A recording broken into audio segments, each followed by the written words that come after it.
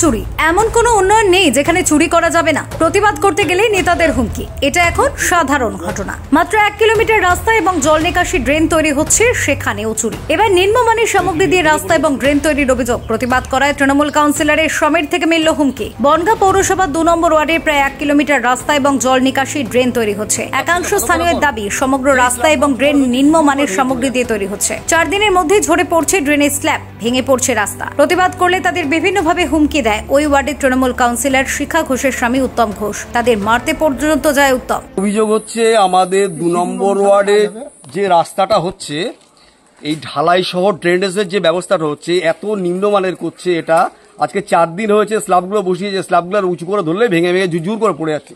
মিস্ত্রিরাও বলে গেছে একই কথা, হ্যাঁ এটা নিম্নমানের হয়ে গেছে। তারপরে এইগুলো দেওয়ার কথা ছিল 4 ইঞ্চি, দিয়েছে 2 ইঞ্চি 2.5 ইঞ্চি করে, ভীষণ নিম্নমানের করেছে। আমরা বলেছি এইভাবে কাজ করলে হবে না, কাজ করলে ভালো করে করো। যেই স্ল্যাবগুলো উঁচু করে ধরছে জুজুর করে ভেঙে পড়ে যাচ্ছে। দেন মিস্ত্রিরা চলে গেছে। এরপরে 2 নম্বর ওয়ার্ডের কাউন্সিলর শিখা ঘোষের হাজব্যান্ড উত্তম ঘোষ আমাদেরকে এসে হুমকি দিচ্ছে, আমাদেরকে মারবে, ধরবে, গায়ের পরে রুখে আসছে। তারপরে বলছে তোমাদেরকে সব বুঝে নেবো।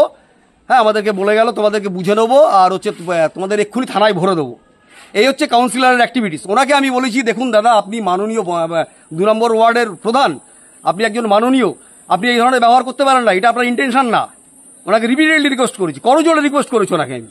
উনি যাচ্ছে তাই ভাবে এখানে হুমকি দিয়ে গেছে, যাচ্ছে তাই ভাষা বলে গেছে। অন্যদিকে রাস্তার কাজ নিয়ে গ্রামবাসীদের একাংশ বনগাঁ থানায় লিখিত দিয়ে দাবি করছেন 3 জন ব্যক্তি রাস্তা করতে বাধা দিচ্ছে, তাদের বিরুদ্ধে ব্যবস্থা নেওয়া হোক। বিষয়টি নিয়ে তৃণমূলকে আক্রমণ করেছেন বনগাঁ সাংগঠনিক জেলা বিজেপির সভাপতি দেবদাস মণ্ডল। তিনি বলেন, তৃণমূলের উচিত ছিল ঠিকাদারের সঙ্গে কথা বলে শিডিউল অনুযায়ী কাজ করা। যে নিম্নমানের কাজ করা হচ্ছে, এই কাজ আমরা করতে দেবো না। তখন ওখানে কাউন্সিলর এবং কাউন্সিলরের হাজবেন্ড এসে এদেরকে মারধর করে। তাহলে আমাদের প্রশ্ন হচ্ছে যে কাজ যে স্যাংশন হয়েছে শিডিউল অনুযায়ী কাজ হবে, তা আপনারও উচিত ছিল কন্ট্রাক্টরের সাথে কথা বলে শিডিউল অনুযায়ী কাজ করাবে। কিন্তু আপনি কন্ট্রাক্টরের পক্ষ নিলেন এবং যে কাজটা হচ্ছে নিম্নমানের সেটাকে সমর্থন করলেন। তার মানে উনি কাটমানি খেয়েছেন। উনি যদি কাটমানি না খেতেন, উনি ওই এলাকার মানুষের পক্ষে থাকতেন। শুধু তাই নয়, ওই এলাকার মানুষের বাড়িঘর ভাঙচুর করেছে, তাদের বক্তব্য আমার বক্তব্য নয়। যদিও সমস্ত অভিযোগ অস্বীকার করেছেন অভিযুক্ত উত্তম ঘোষ। তার দাবি, কোনো নিম্নমানের সামগ্রী দিয়ে কাজ করা হচ্ছে না। কয়েকজন ড্রেনের স্ল্যাব ভেঙে দিয়েছে, সে খবর পেয়ে ওখানে যাই। ওদের বলেছিলাম যদি কোনো অসুবিধা হয় তাহলে শিডিউল দেখুন, শিডিউল মেনেই কাজ হবে। যারা একথা বলছে সম্পূর্ণ মিথ্যা, এর কোনো সত্যতা নেই।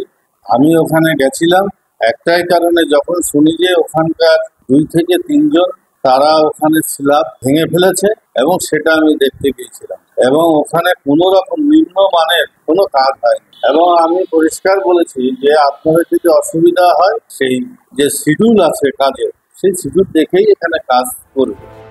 Bureau report, Bankura news 1।